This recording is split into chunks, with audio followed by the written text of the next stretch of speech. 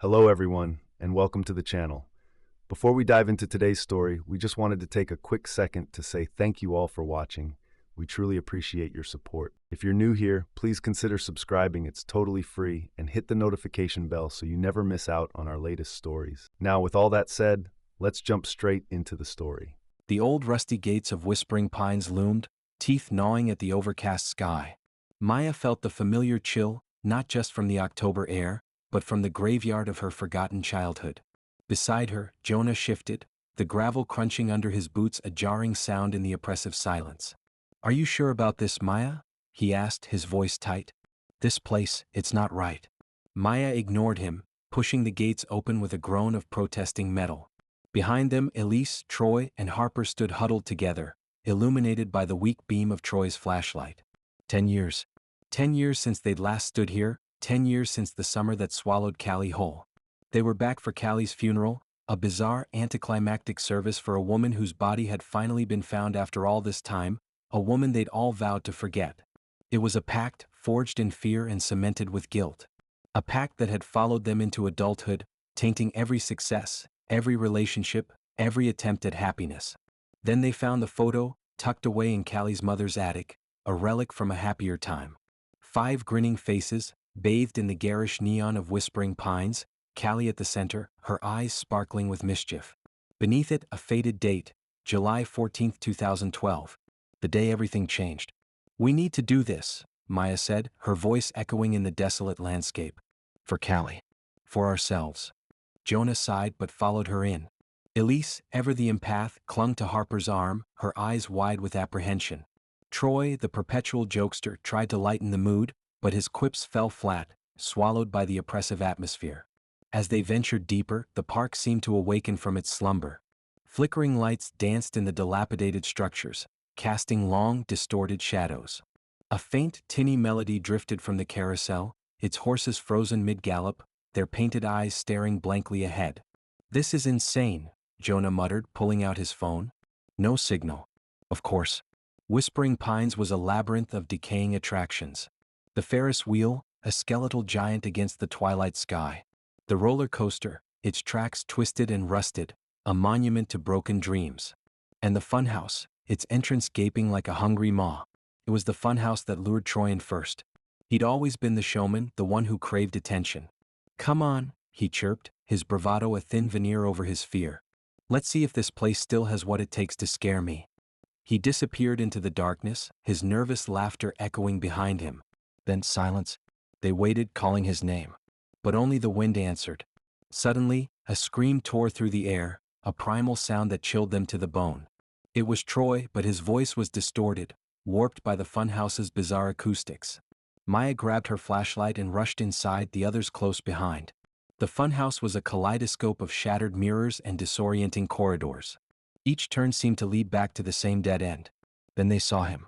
Troy, cornered by a mirror that reflected not his own image, but a grotesque caricature of himself. The reflection sneered, pointing a finger at Troy, its voice a distorted echo of his own. "You left her," the reflection hissed. "You all did." Troy crumbled, sobbing. The reflection lunged and the mirror shattered, showering him with shards of glass. He screamed again, a final desperate cry before collapsing to the floor, blood blooming on his shirt. Panic erupted. They tried to help him, but it was no use. Troy was gone, his eyes wide with terror, his face contorted in a silent scream. "We need to get out of here," Jonah said, his voice trembling. But it was too late. They were trapped. The park had them. Elise began seeing things: pale, ghostly children riding the derelict carousel, their laughter a mournful dirge. Harper, the quiet outsider, felt eyes on him, watching him from the shadows, judging him for his silence, his complicity. As they stumbled through the park, disjointed memories surfaced, fragments of that fateful day 12 years ago. Callie begging them for help, trapped in the woods behind the park, her voice fading into the darkness. And them, the others, paralyzed by fear, turning their backs on her, sealing her fate.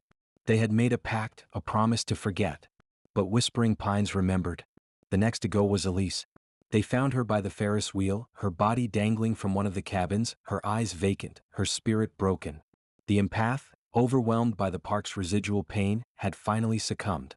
Jonah, the skeptic, the one who had dismissed the park as a place of cheap thrills and fabricated horrors, was now a broken man. He clung to Maya, his face pale, his eyes filled with a dawning realization. "This isn't just a park, Maya," he whispered. It's something else. Something evil." They found a hidden passage beneath the roller coaster, a dark, claustrophobic tunnel that led to a subterranean chamber. The Hall of Whispers. The air in the chamber was thick with a chilling energy. In the center stood a towering machine, a bizarre contraption of gears, wires, and human bones. Around it, countless speakers lined the walls, whispering unintelligible words. On a pedestal they found a journal. Callie's journal. As Maya read aloud, the truth unraveled. Callie hadn't died.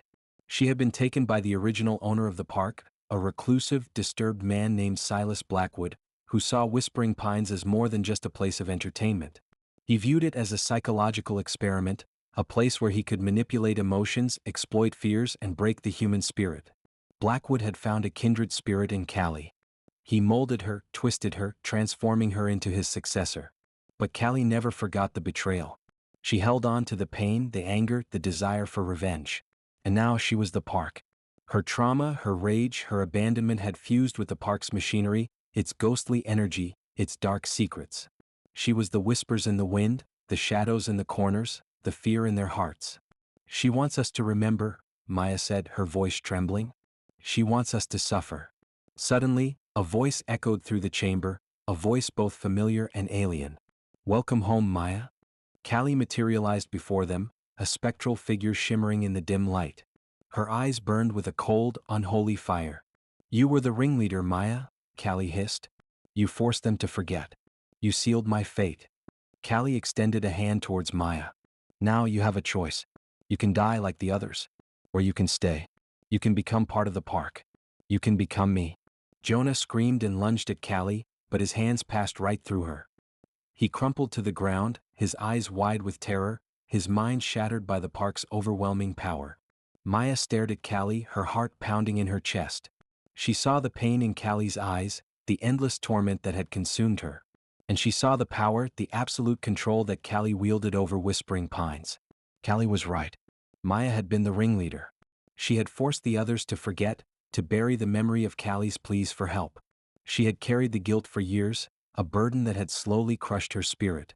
Now she had a chance to atone, a chance to take control, a chance to become something more. "I accept," Maya said, her voice firm. Callie smiled, a chilling, predatory grin. She reached out and touched Maya's face, and a wave of energy surged through her, transforming her, twisting her, merging her with the park.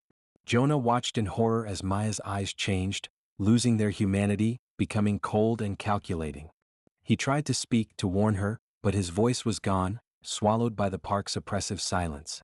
A year later, Whispering Pines quietly reopened. The park had been rebranded, its horrifying past repackaged as a vintage retro horror experience. Tourists flocked to the park, eager to experience the thrills and chills of a bygone era. At the entrance, a smiling woman greeted the visitors, welcoming them to Whispering Pines. She was charming, gracious, and utterly terrifying. She wasn't Maya anymore. She was the park now. Let us know in the comments section. Would you have gone back to the amusement park? Ready for spine-chilling tales that will haunt your thoughts. Subscribe to Forgotten Storyteller for eerie narrations, unsettling mysteries, and haunting stories you won't forget. Hit the bell icon so you never miss a story, because some stories refuse to stay buried. Join us, if you dare,